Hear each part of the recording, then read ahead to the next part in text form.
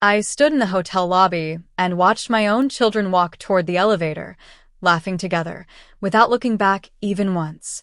Monica, my daughter-in-law, had joked about finally being free of the burden, and they had all laughed with her. They didn't know I heard every word. They didn't know I had paid for every dollar of this trip with money I saved over 8 months, selling my pies every Sunday in the town square, hiding coin after coin in a cookie tin behind the canned beans. And they didn't know what I was about to do next. But let me go back to the beginning, because it all started 3 weeks earlier, on a warm Tuesday afternoon.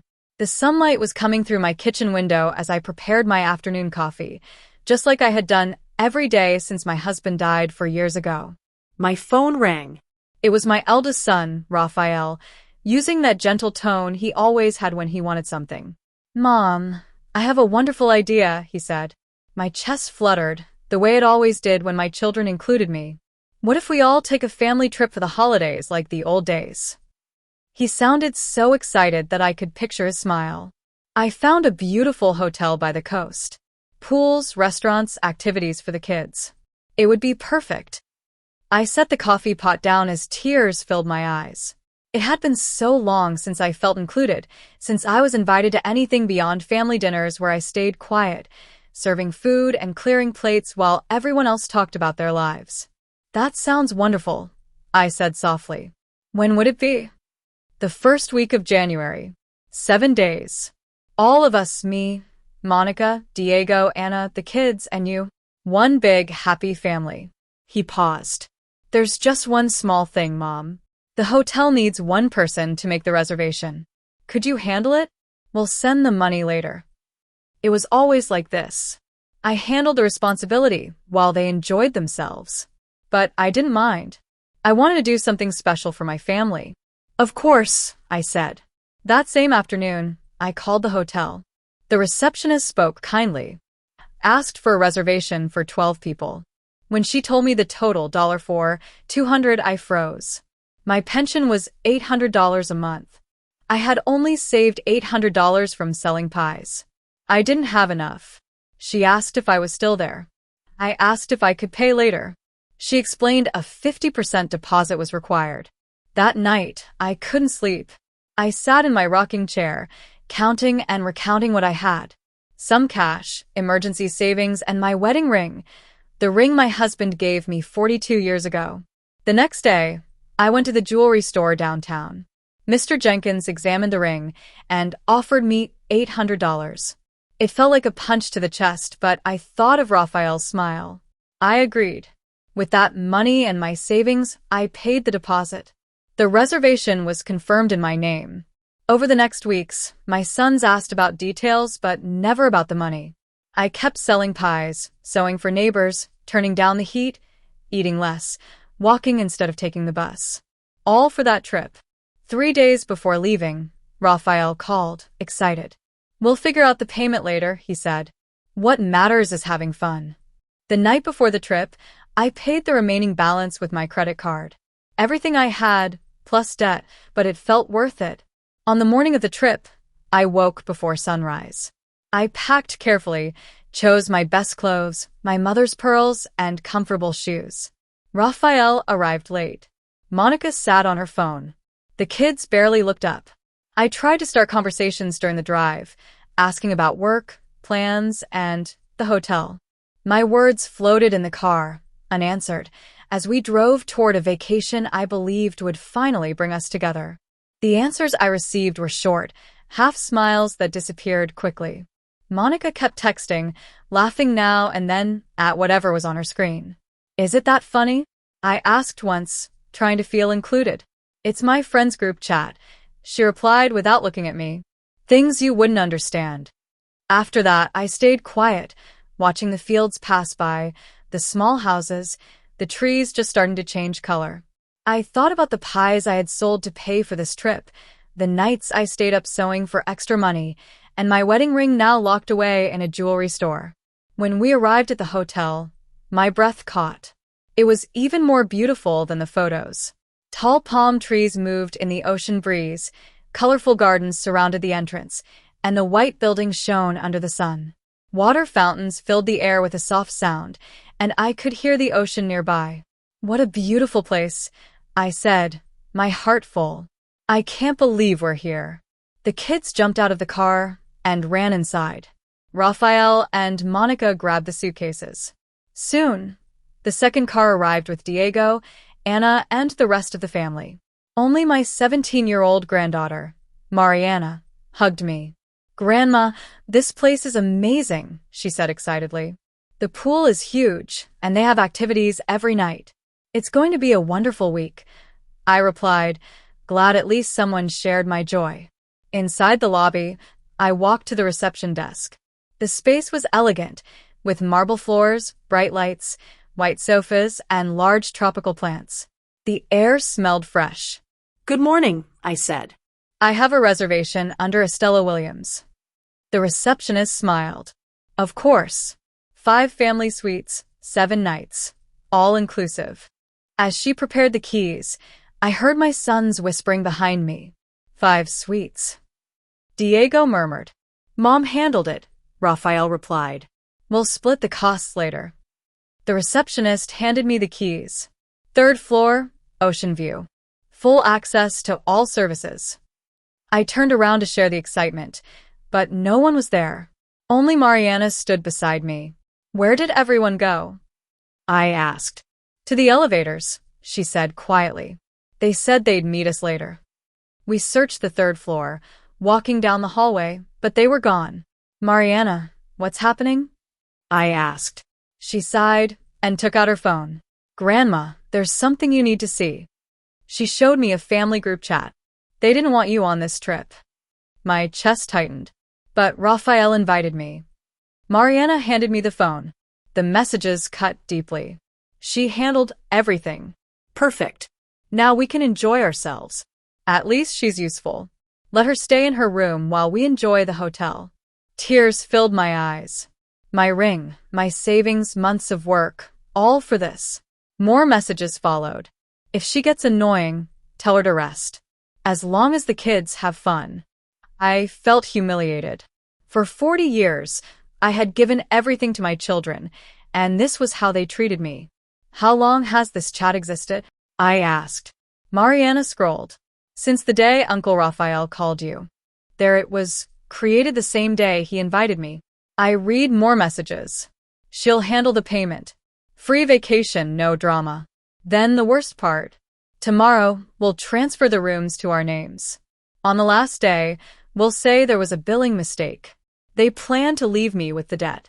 Mariana touched my arm. "What are you going to do?" The old me would have cried quietly and stayed hidden in my room. But something inside me had changed.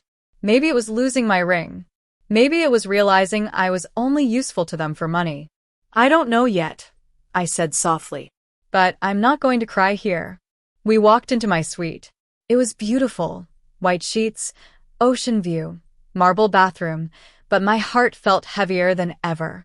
Everything I had dreamed about for months while saving every dollar. And yet it felt empty, like a beautiful stage where I was only the one paying for the show, not part of it. I sat on the bed while Mariana stood by the window, looking at the beach below. I could already see my family there. Raphael and Diego were in the pool with their children.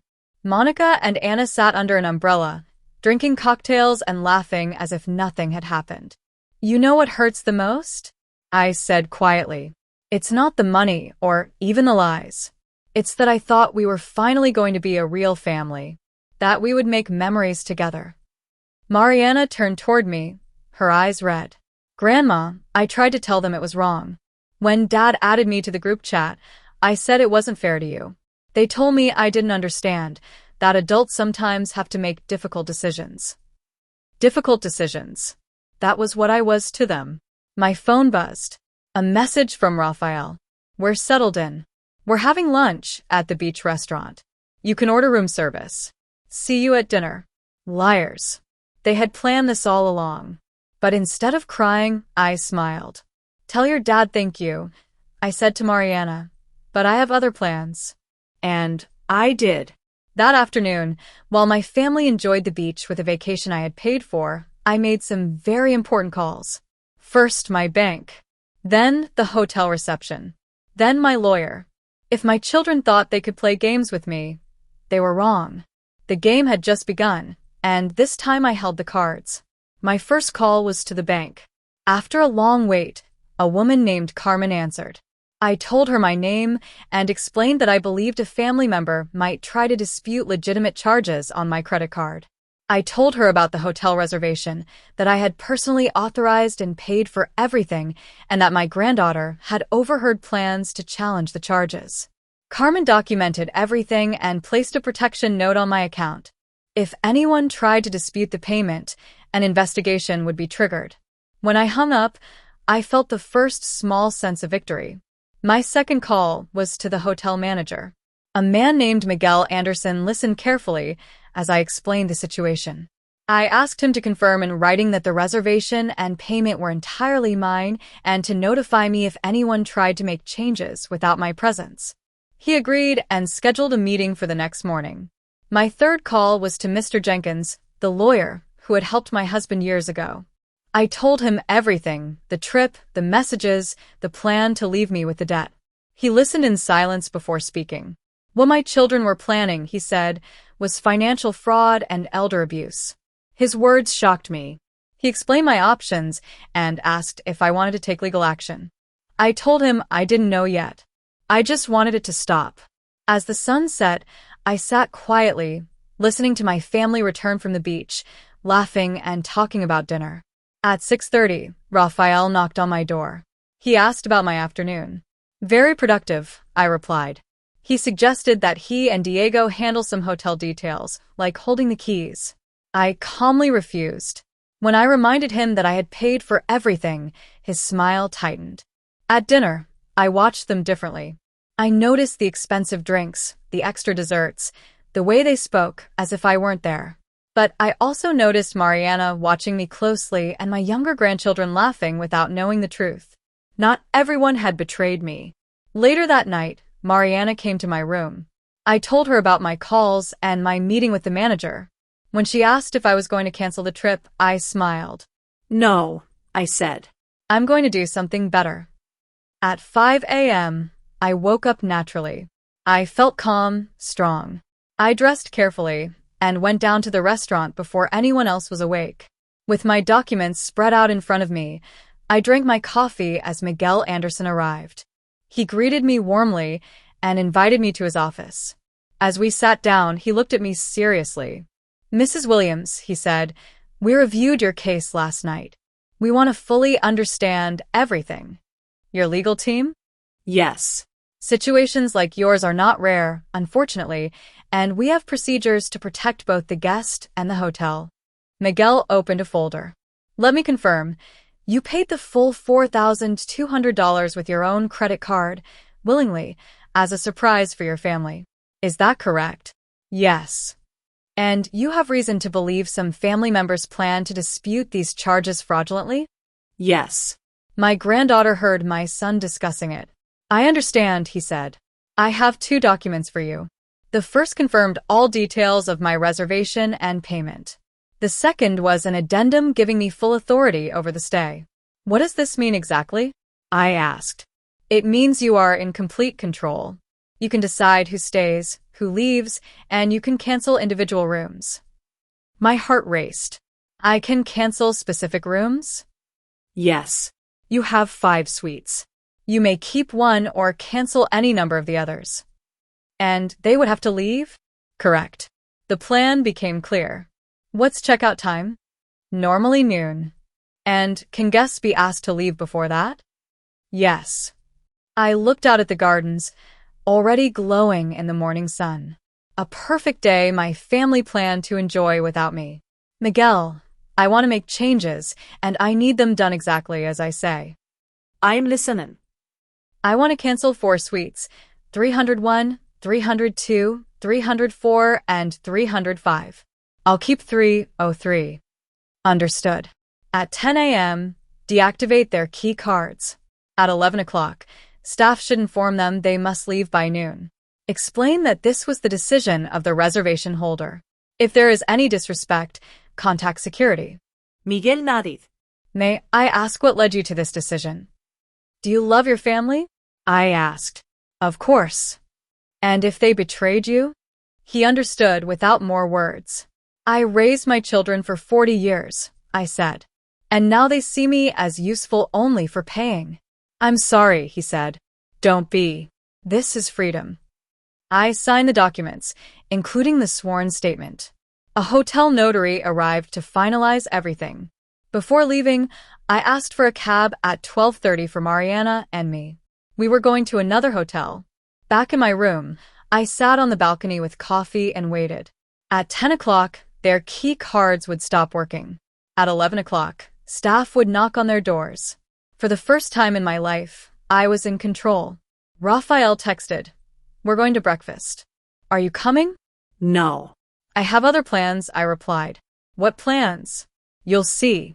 At exactly 10 o'clock, Mariana sent me a screenshot of the group chat. They were planning the beach, the spa, and how to dispute the charges. There was no doubt anymore. At 10:30, another message. "They're all at the pool. Dad says he's going to reception after lunch." At 10:55, Miguel called. "The system is ready. The key cards are deactivated." Perfect. At 10:07, I saw Anna leave the pool. At 10:11, Mariana messaged again. "Mom is yelling at reception. The cards aren't working." Minutes later, they're all there. Dad is furious. At 10:20, Raphael called me. "Mom, there's a problem. The key cards don't work. Can you come to reception?" "What problem?"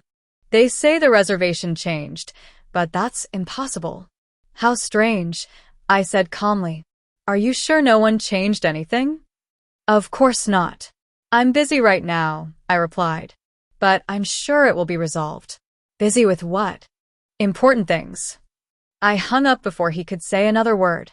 At 10:45, Mariana messaged me again. "Grandma, the manager is talking to Dad and Uncle Raphael. They look scared. Aunt Monica is arguing with the receptionist." At 10:58, my phone rang. This time it was Diego. "Mom, you need to come to reception. There's a serious misunderstanding, and only you can fix it." "What misunderstanding?" "The hotel says you canceled our rooms." "That's ridiculous. Tell them it's a mistake." "Why is it ridiculous, Diego?" "Because there's no reason for you to do that." There was a long silence. "Mom, what's going on?" "I'm sure Miguel explained it." "The manager? You know him?" Yes. "We had a very productive meeting this morning." Another silence. Then his voice changed. "Mom, you canceled our rooms." "Yes." "Why?" "Because I can." And I hung up. At exactly 11 o'clock, I watched from my balcony as 3 staff members walked toward the pool: Miguel, a woman from guest services, and a security guard. I saw them speak to my family. I saw confusion turn into anger. I saw my grandchildren run to their parents, not understanding what was happening. At 11:05, someone knocked hard on my door.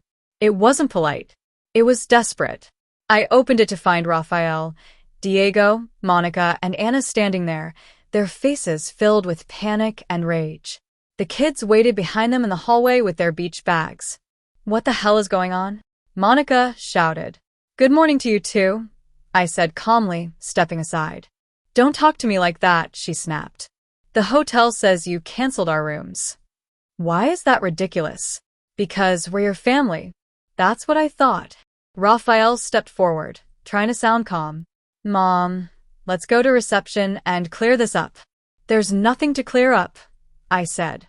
"I canceled your rooms. You're no longer welcome on my trip." "My trip?" Anna said, stunned. "I thought this was a family vacation." "So did I, until I learned I wasn't considered family." I showed them the screenshots of the group chat. One by one, their faces fell as they read their own words. "This isn't what it looks like," Raphael said weakly. "Then explain what free vacation with no family drama means." No one spoke. "Mom," Diego said finally, "you can't do this. We have kids." "The same kids you plan to keep away from me," I replied. "And tell me, Diego, have you already started the bank dispute?" His face went white. "How do you know?" I know everything. Monica collapsed into a chair. Anna looked sick. Raphael and Diego stood frozen. These are your options, I said calmly. Take your things, find another hotel, and pay for your own vacation. You can't do this, Monica screamed. We're your family. Who abandoned whom first? I asked. The silence was heavy. Raphael tried again. Mom, think about the kids. They'll learn that actions have consequences. You're destroying this family, Anna cried. No, I said. This family destroyed itself when you decided I was a burden. Monica stood, furious. Fine. Don't expect us to come back when you're lonely. I'd rather be alone, I said, opening the door, than surrounded by people who despise me. At that moment, Mariana appeared in the doorway. Why do we have to leave? She asked softly. I took her hands. Your parents made serious mistakes. She looked at her father. Is this about the group chat? Everyone froze. I know everything, Mariana said. You never wanted Grandma here. You just wanted her to pay. The silence that followed said everything. The tension was gone. What remained was shame. Mariana, Anna tried to explain. It's not that simple. Yes, it is, Mariana said, pulling her hands away from mine and facing her parents. So, it's not true that you made a group chat without Grandma to mock her? It's not true that you planned to dispute the bank charges so you wouldn't have to pay? It's not true that you hired a nanny so we wouldn't have to spend time with her? Each question hit like a blow. I watched my children shrink under the honesty of a teenager who saw through every lie. You hurt the one person who has always been there for us, Mariana said, tears in her eyes but her voice steady. Grandma sold her wedding ring to pay for this trip. Did you know that? Raphael dropped into a chair. Diego looked sick. You sold your ring, he whispered. You never asked, I said. You just assumed I had endless money. Monica finally spoke. Fine, we'll leave. But this isn't over. Is that a threat? It's a promise. No, I said calmly. This is the result of your choices. Raphael stood up. Mom, please. Can we fix this? Fix what? I asked. Erase the messages? Undo the fraud? Give me back the respect you took. We can apologize. Are you sorry, or are you just caught? He had no answer. Miguel knocked gently. Mrs. Williams, the taxi is ready. Your belongings are in the lobby. Thank you, Miguel. Taxi? Anna asked. Are you leaving too? Yes. Mariana and I are going to another hotel. She's going with you? Diego asked, shocked. Mariana nodded. Grandma treated me with honesty. I'm choosing her. I'm not taking her, I said. She's choosing. And it's only for a few days. This is kidnapping, Monica muttered. No, irraplia. This is justice. Raphael approached me one last time. If we leave like this, nothing will ever be the same. I placed my hand on his shoulder. It already isn't. You made sure of that. I picked up my suitcase. Mariana had hers ready. Where are you going? Diego asked quietly. To a place where I can be a grandmother without apologizing for existing. In the hallway, the other grandchildren waited, confused and sad.